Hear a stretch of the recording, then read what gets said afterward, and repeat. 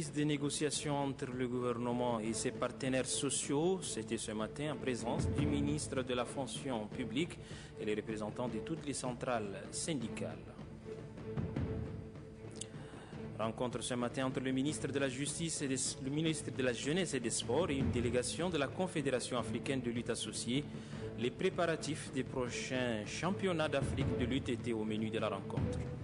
Enfin, le comité d'organisation de la Sénafette et de la Journée internationale de la femme prépare la prochaine édition.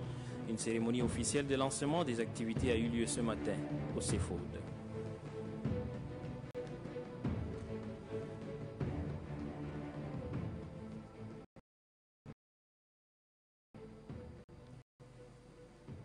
Madame, Messieurs, bienvenue dans en français que nous ouvrons par ce départ du chef de l'État.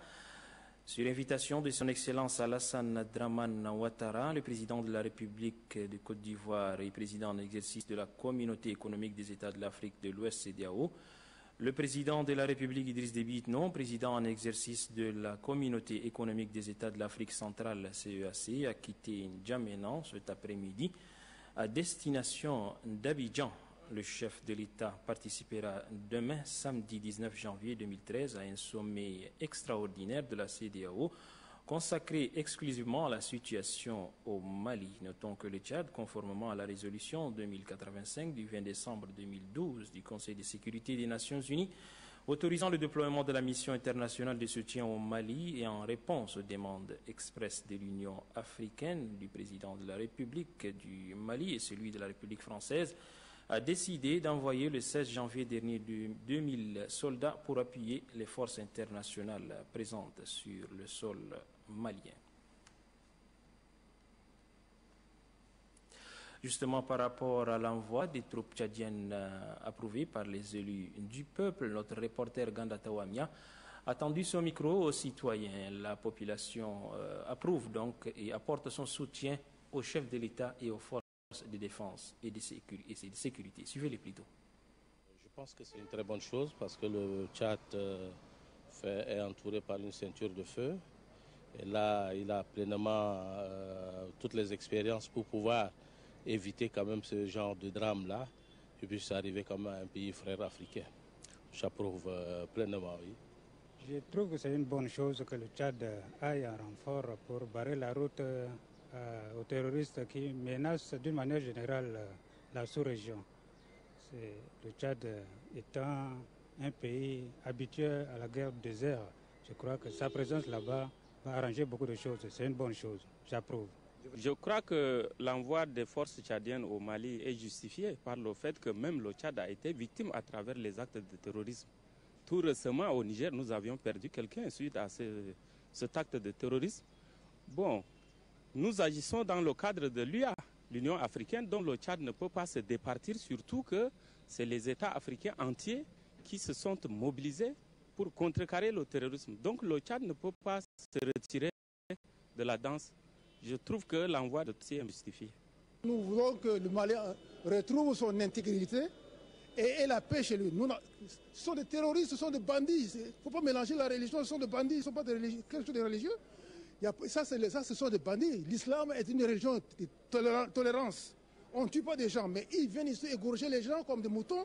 Ça, là, on ne peut pas admettre. Le Tchad a bien fait d'envoyer rapidement, n'est-ce pas, un contingent pour soutenir le Mali. Par rapport aux envois de troupes vers le Mali, moi, je suis tellement content. Le président a bien pensé. Il a pensé longuement pour décider ça avec le parlementaire, avec tous ces gens qui les entourent. Donc, moi, je suis tellement ravi de ce qu'il a fait. Ça, c'est un acte qui est présentable dans le monde entier. Et donc, le monde entier va voir ça. Le Tchad a vraiment contribué pour cette guerre-là. Donc, je suis ravi de cet acte-là. Ce que le Tchad est en train de faire est bon. Parce qu'il y a beaucoup de choses qui se passent quand les terroristes descendent dans un pays. Et si le Tchad a décidé de prendre ses précautions, je ne trouve rien d'anormal là. Donc je suis d'accord pour ce geste que le Tchad a fait.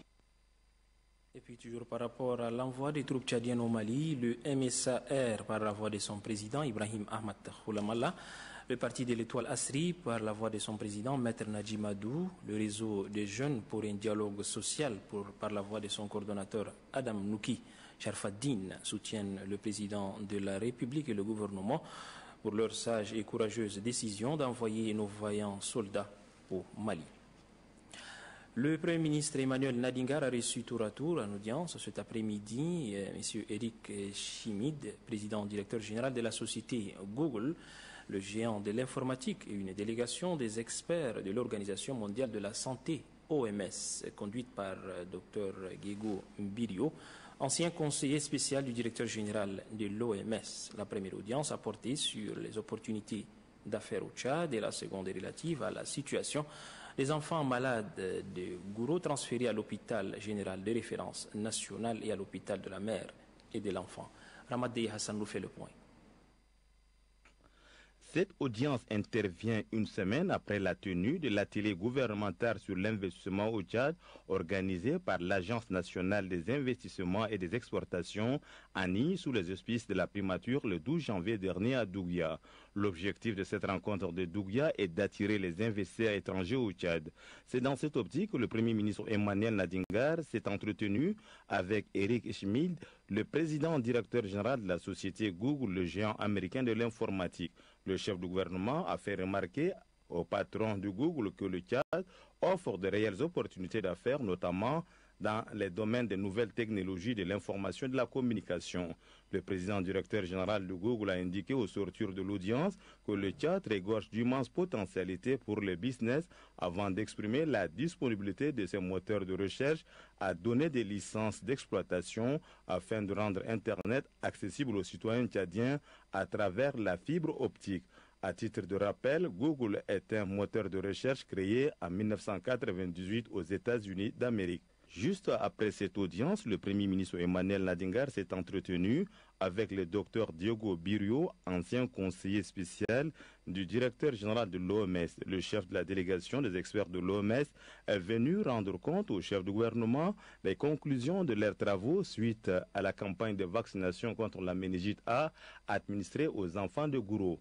Après cette vaccination, des troubles ont apparu chez quelques enfants de Gouro. C'est ainsi que le gouvernement a sollicité l'intervention des experts de l'OMS pour diagnostiquer ces malades et déterminer le contour exact de leurs réactions.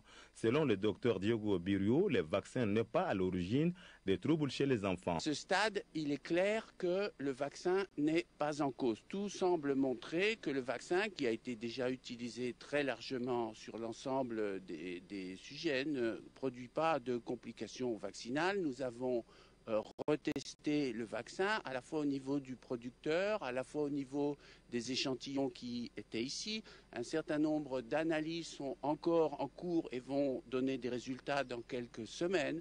Mais actuellement, nous sommes sûrs que le vaccin n'est pas en cause. En outre, qu'après les analyses, il n'y a aucun danger pour les enfants de Gouro. Ce que nous sommes certains, c'est d'abord qu'il n'y a aucun danger pour les enfants. Et ça, c'est très important à dire.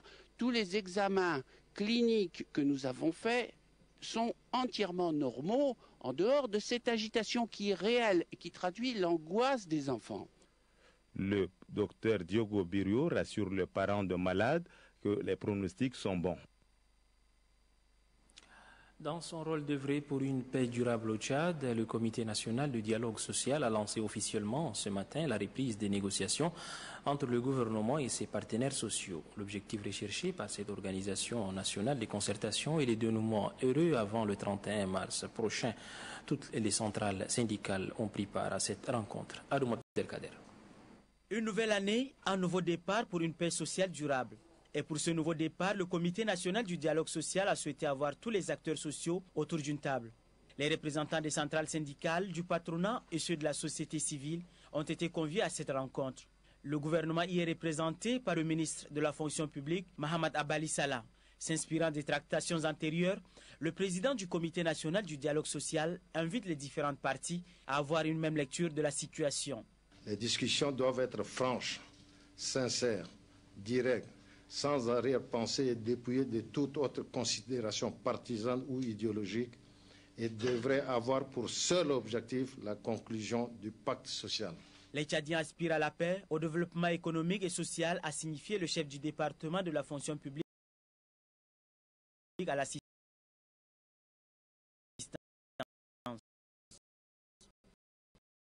Le ministre Abali Salah a donc émis le vœu que les tensions soient plus hautes. À l'œuvre de consolidation de la paix et de la justice sociale pour l'appauvissement des populations de notre pays.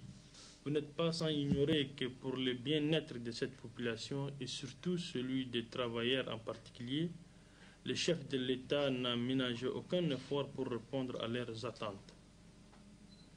En outre, il a toujours réaffirmé que les organisations professionnelles sont des partenaires et non des ennemis. C'est pourquoi elles sont sollicitées à associer aux grandes décisions prises par le gouvernement. Soucieux d'une paix durable, le Comité national du dialogue social entend à travers les pourparlers œuvrer au rapprochement des acteurs sociaux en vue d'un pacte social d'ici le 31 mars prochain. Rencontre ce matin entre le ministre de la Jeunesse et des Sports et la délégation de la Confédération africaine de lutte associée, CALA, qui a permis au département de la Jeunesse et des Sports, Haïkal Zakaria Djibin, de situer ses hôtes sur les préparatifs des prochains championnats d'Afrique de lutte et de style africain senior et junior. Et nous fait le point. Après la visite des infrastructures sportives devant abriter les championnats d'Afrique junior et senior de lutte de style africain, la délégation conduite par le président de la Confédération africaine de lutte associée, en abrégé CALA, Ibnou Zahir Mahamat, a rencontré le ministre de la Jeunesse et des Sports, Haïkal Zakaria Ben Djibrin. Une rencontre qui a permis au ministre de la Jeunesse et des Sports de situer à la délégation l'état d'avancement des préparatifs de cette compétition au niveau administratif.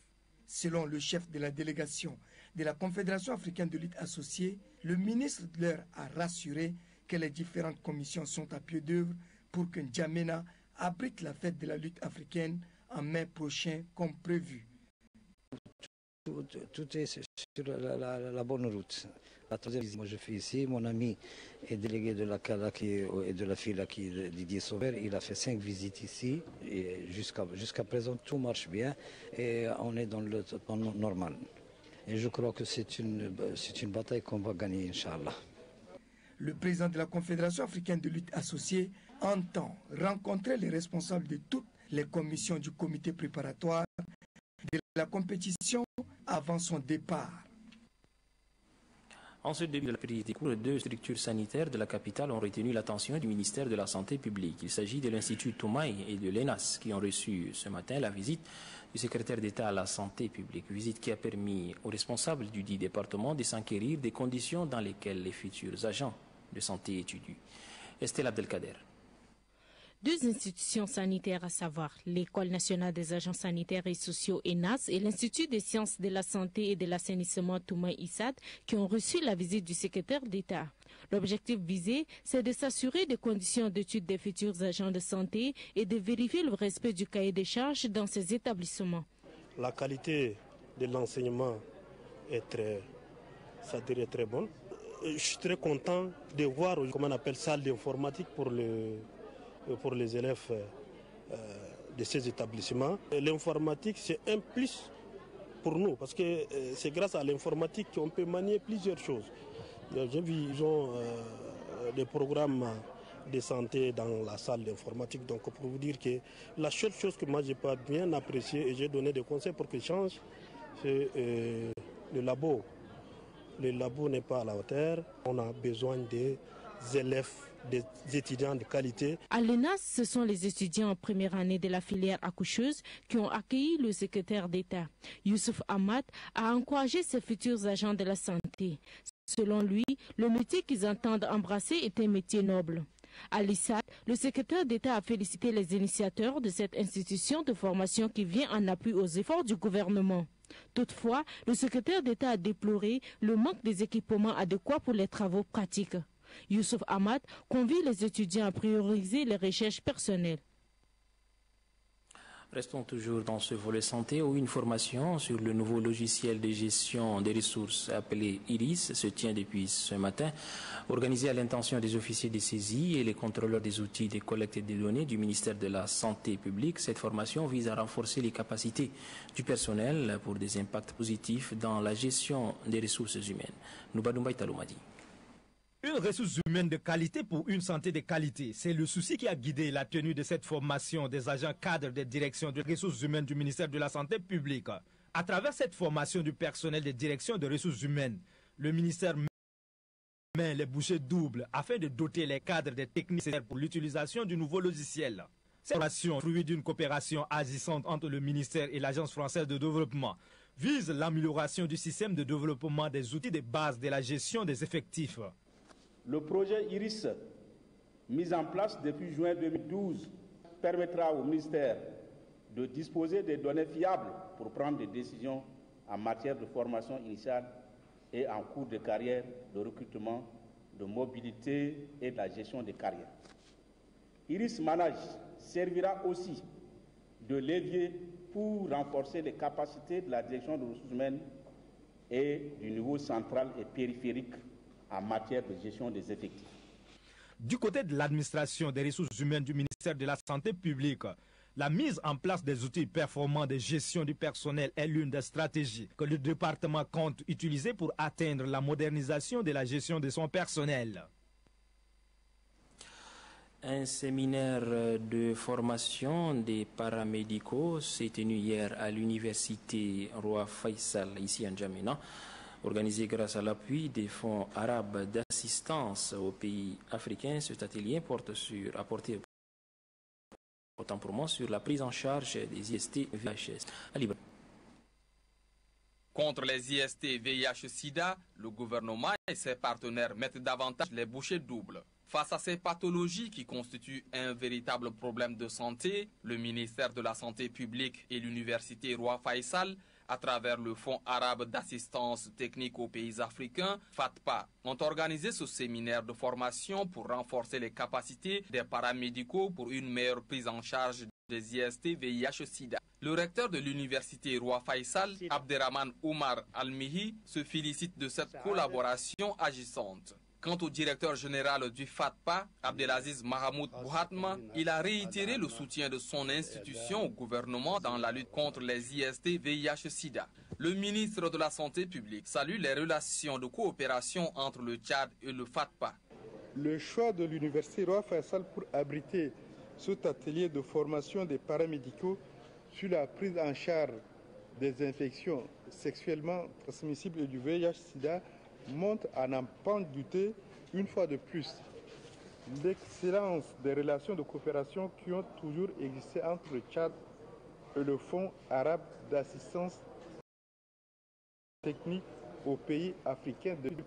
Permettez-moi d'adresser toute ma reconnaissance et nos sincères remerciements au Fonds arabe pour son appui financier dans le cadre du renforcement des compétences du personnel de santé en étroite collaboration avec l'unité Roi Faisal. Les participants à ce séminaire de formation, sages-femmes diplômées d'État, infirmiers diplômés d'État et agents techniques de santé venus des centres hospitaliers et sanitaires de N'Djamena ont acquis durant 10 jours des nouvelles connaissances et techniques de prise en charge des IST VIH-Sida. À l'issue de cette formation, ils ont reçu des attestations de participation. Les récipiendaires recommandent au ministère de la Santé publique de mettre à la disposition du personnel formé du matériel et équipements adéquats pour assurer la prise en charge des IST VIH-Sida et au FATPA de pérenniser de telles formations à l'endroit des paramédicaux. C'était là un reportage de Ghislain Tchanikoudou. Clôture hier après-midi à la Bibliothèque nationale des travaux de l'atelier sur le processus d'élaboration du plan du développement local. La cérémonie a été présidée par le secrétaire général du ministère du Plan, Ali Ibrahim Suleiman. Les gestionnaires du projet du développement local ont désormais une feuille de route qui leur permet de gérer rationnellement leurs ressources. Ces documents qui permettent d'organiser le déroulement des activités et situent le rôle de chaque acteur a été élaboré au cours de cet atelier. Atelier qui a réuni plusieurs partenaires financiers et techniques ainsi que des gestionnaires du projet et programmes d'appui au développement local. Pour le secrétaire général du ministère du Plan, de l'économie et de la coopération internationale, ces guides harmonisés permettra de changer de manière positive les actions en faveur du développement local. Des résultats de vos travaux, nous ne pouvons que nous réjouir de disposer à présent des documents consensuels harmonisés qui seront mis à la disposition de tous les acteurs de développement local pour l'élaboration des PDL et aussi pour les instances locales de développement qui sont en charge de validation des PDL ainsi élaborés par les populations avec ou sans accompagnement des organisations non gouvernementales ou des projets et programmes. Les travaux de cet atelier ont été sanctionnés par des recommandations qui se résument à l'amélioration des conditions de travail dans le milieu rural et le respect du délai d'exécution du dit projet et programme. Le ministère des Mines et de la Géologie vient de renforcer également la capacité de son personnel sur l'outil informatique. 4 modules, à savoir le logiciel Word, Excel et Access 2010, avancé et Windows 7 ont été dispensés aux participants au cours de cet atelier ici. Durant un mois, une quinzaine de cadres du ministère des Mines et de la Géologie se sont familiarisés à l'outil informatique lié au logiciel Word, Excel et Access 2010 avancé et Windows 7 ont été dispensés au cours de ces assises. Cette initiative qui entre dans le cadre de la réforme institutionnelle vise à professionnaliser le travail des agents du dit ministère. Pour le ministre des Mines et de la Géologie Noditolba et Kouladoumadi, cette rencontre va permettre aux participants d'assurer avec plus d'efficacité la mission qui leur est confiée. Il est rare de nos jours qu'une personne qui exerce une activité professionnelle n'ait pas besoin d'apprendre à utiliser les outils informatiques, soit pour ses besoins personnels, soit pour être utile à l'administration, qu'il sert, soit encore pour des activités extra-professionnelles. Vous disposez en ce moment de connaissances en informatique, même si elles sont embryonnaires, parce que le temps de formation est très court. Mais vous pouvez déjà en faire usage. Le formateur Diegodum Yolam Taroua a pour sa part souligné que son institution est disposée à accompagner le ministère des Mines et de la Géologie pour la mise à niveau de ses agents. Les participants demandent au gouvernement de rendre pérenne de telles formations et de les doter de matériel qui leur permettent de mieux exercer leurs fonctions. Dans le reste de l'actualité, le comité d'organisation de la Semaine nationale de la femme tchadienne et de la Journée internationale de la femme a procédé ce matin au lancement de ces activités. C'est à la faveur d'une rencontre tenue au CEFOD en présence des femmes parlementaires, directrices et membres des associations de la société civile. Détail Maral et Joséphine. C'est parti pour la Semaine nationale de la femme tchadienne, Sénafet édition 2013. Ils sont nombreux, hommes et femmes de toutes les confessions religieuses, des différents groupes sociaux professionnels du secteur public et privé, à répondre présents au rendez-vous du comité d'organisation. Cette édition est placée sous le thème d'actualité, à savoir dompter le VIH et le sida et éradiquer les violences basées sur le genre pour accroître l'espérance de vie de la mère et de l'enfant. Ce thème révélateur est segmenté en plusieurs sous-thèmes qui feront l'objet des tables rondes et des conférences débats au moment opportun. À travers ce thème, les femmes entendent contribuer à l'élimination de toute forme de violence basée sur le genre. En plus de cet objectif, l'on cherche également à éliminer la transmission du VIH et du sida de la mère à l'enfant en vue de réduire considérablement la mortalité maternelle et infantile au Tchad. La présidente du comité d'organisation relève que le choix du thème fait suite au taux élevé de la mortalité maternelle et infantile au Tchad. Ce que nous faisons, c'est toujours les questions de sauver des vies. Donc la mortalité maternelle, infantile et néonatale. Nous devons continuer cette campagne. Et enfin, la redoutable question du VIH et du sida. Il faut dire que les premières années, ça a été difficile, mais depuis que le président de la République a rendu gratuits les soins, les examens complémentaires et la prise en charge soutenue par la Première Dame, qui intervient souvent pour aider les personnes vivant avec le VIH-Sida à se prendre en charge, les choses s'améliorent fondamentalement. S'agissant de la réussite, la présidente du comité d'organisation en appelle à une mobilisation. Nous la voulons cette année, cette semaine très belle. Nous la voulons haut en couleur. Nous la voulons dans l'harmonie parce que nous avons enfin la chance d'avoir la paix. La présidente du comité d'organisation de la Sénafête, édition 2013, Ngarbana Soukat Carmel, indique que Tchad s'est inspiré du thème universel qui est une promesse est une promesse. Il est temps d'agir pour mettre fin à la violence faite aux femmes, pour formuler le sien. La rentrée académique 2012-2013 vient d'être lancée officiellement à l'université de Moundou. L'occasion a été saisie par le recteur de l'université de Moundou, le professeur Djarangar Jitaïssa, de faire à l'intention du personnel enseignant et des étudiants une communication sur la réforme du système universitaire. Adoumbe Hortense. C'est à la faveur d'une communication relative à la réforme du système universitaire que la rentrée académique 2012-2013 est lancée à l'université de Moundou. Du système modulaire, la tendance au sein de cette institution universitaire, c'est d'appliquer cette année le système licence, master, doctorat, LMD. Dans ce système, les matières sont semestrialisées et le volume horaire converti en crédit.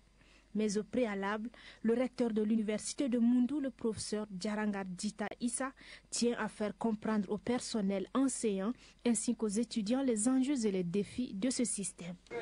Il faudra demander plus. Demander plus aux décideurs pour financer l'université de Moundou. Ça veut dire demander plus aux formateurs pour bien former. Ça veut dire demander plus aux étudiants pour travailler plus. Cette formation doit être orientée dans le cadre de l'LMD vers l'emploi. C'est pour cela que je vais axer ma communication sur la réforme que nous allons entreprendre à l'université de Moundou dans le cadre du LMD, dans les facultés. Lors des échanges, le professeur Djarangar a par ailleurs précisé que le système LMD confère beaucoup d'avantages pour les étudiants. Mais l'essentiel, c'est de disposer d'un bon cadre d'encadrement avec un personnel enseignant qualifié. Restez avec nous, Hortense, pour nous parler de la soirée de remise des prix de l'excellence aux agents de l'ONRTV Moundou. 3 agents ont été primés. C'était en présence du secrétaire général de la région du Logone occidental. Suivez plutôt ce reportage. Le service des programmes, c'est l'animateur Didier Ngarbé qui a été récompensé pour sa disponibilité et son assiduité au travail. Le technicien Bini Dalaouia, l'un des heureux primés, a été jugé excellent du fait d'avoir amélioré la qualité du son à la station Radio Moundou. Au sein de l'administration de l'UNRTV Moundou, c'est le chef de personnel Gamongaro qui est distingué. Selon le sous-directeur de l'UNRTV Moundou, Youssouf Djambaï, ces 3 agents se sont démarqués par leur professionnalisme. Grâce à leurs efforts, avec l'appui des autres agents, la Radio Moundou est en passe de retrouver ses lettres de noblesse. Dans l'intérêt des auditeurs, il convie tout le personnel à plus de cohésion. Le secrétaire général du Logone occidental a fait tout pour l'émergence du Tchad en pleine renaissance. Il sollicite que cette initiative soit suivie par d'autres ministères en vue de redynamiser les services publics du pays. L'ambassadeur de France au Tchad s'est rendu la semaine dernière à Fada, dans l'Indi Est. Le diplomate français est allé rencontrer les autorités de la région et visiter certains sites touristiques. Mohamed Abba Moucheib. À son arrivée à Fada, l'ambassadeur français a été accueilli par le gouverneur de la région, Bornadji Baïsanabe Karouba. Après un bref entretien, le gouverneur et son hôte ont visité les 2 écoles primaires de la ville, le marché et le camp militaire historique de la capitale de l'Indi Ouest. Constatant l'état de délabrement des écoles visitées, le représentant de la France au Tchad a promis une aide de la France pour la réfection des bâtiments. Après Fada, la délégation conduite par le diplomate français a mis le cap sur les sites touristiques d'Arché et de Tergué, situés à plus de 100 km de la ville de Fada.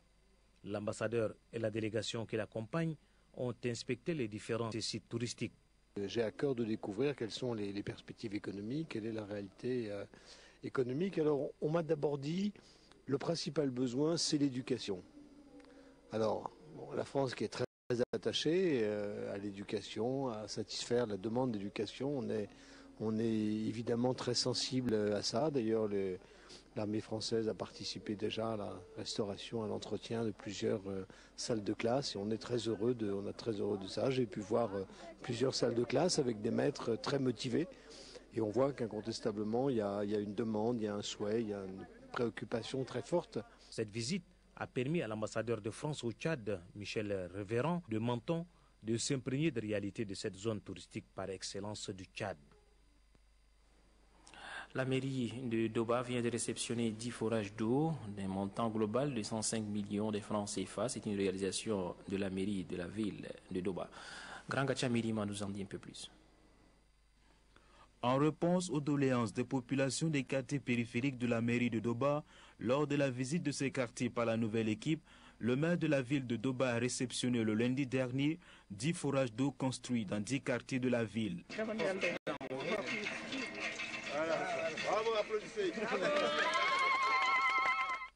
Pour Lamlemga Ngarsebey, la santé de la population dépend avant tout de l'eau potable. C'est pourquoi la nouvelle équipe a bien voulu réaliser ces ouvrages. L'assainissement, l'hygiène est indispensable également à une vie décente. Le maire de la ville de Doba, Lamlemga Ngarsebey, invite tous les ressortissants de Doba à une prise de conscience du retard que connaît le Logone oriental en termes d'infrastructure et leur demande d'apporter leur soutien à la politique des plus hautes autorités du pays. Puis avant de nous séparer, je vous donne la lecture de ce décret. Au terme du décret numéro 057, les officiers des forces armées et de sécurité dont les noms suivent sont nommés officiers de liaison à l'état-major particulier du président de la République. Général de brigade Hamid Nassour Chérif en remplacement du lieutenant-colonel Saleh Béchir Derp, retraité. Colonel Hamid Hashim Abdallah en remplacement du lieutenant-colonel Issa Al-Bachar Mirekis, appelé à d'autres fonctions. Colonel Adam Suleiman Targali en remplacement du colonel Hanga Deriaou Chete, retraité. Lieutenant-colonel Tahir Sougar Koua en remplacement du lieutenant-colonel Adam Abdrahman Ibedete, appelé à d'autres fonctions. Lieutenant-colonel Tahir Sougui Djibrin en remplacement du colonel Ismail Djouma Boy, retraité. Lieutenant-colonel Mohamed Ibrahim Diko en remplacement du colonel Hamid Abakar Mina, appelé à d'autres fonctions. Et puis au terme du décret numéro 058, les fonctionnaires dont les noms suivent sont nommés délégués du ministère de la formation professionnelle, des arts et métiers, délégation du Nord-Est BET, Ouadaï, Sila, Wadifira, Kanem, Barel Gazal, chef-lieu Abéché, délégué Nasser Anour, délégation du Centre, Bata, Chariba Girmi, Guéra, Hajar Lamis, Lac, ville de N'Djamena, chef-lieu N'Djamena, délégué Dorungar, Deungar, délégation du Sud, Logon occidental, Logon oriental, Mayo-Kébi Est, Mayo-Kébi Ouest, Tandjilé, chef-lieu Mondou, délégué Monsieur Ligidam Djogé Robert, délégation du zone Sud-Est, Moyen Chari, Mandoul, Salamat, chef-lieu Sar, délégué Nantiga Pierre. Voilà, c'est avec la lecture de ce décret que s'achève ce journal télévisé en français. Merci de l'avoir suivi. Bonsoir et à demain, Inch'Allah.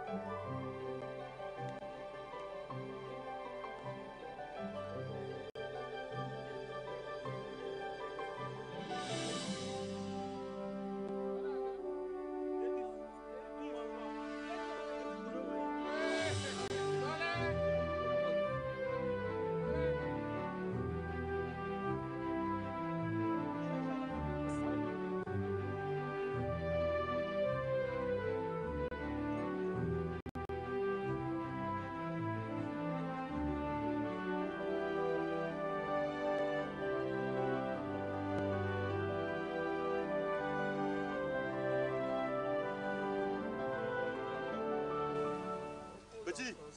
Faut doser le sucre là. Lui là, il consomme beaucoup de sucre. Là. Ici.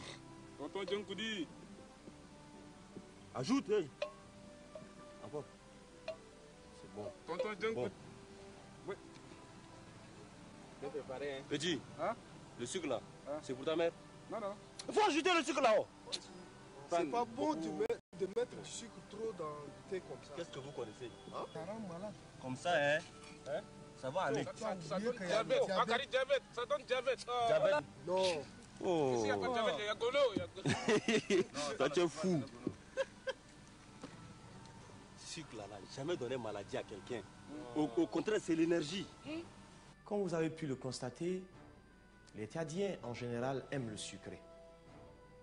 Mais avant de vous expliquer les méfaits de l'excès de sucre dans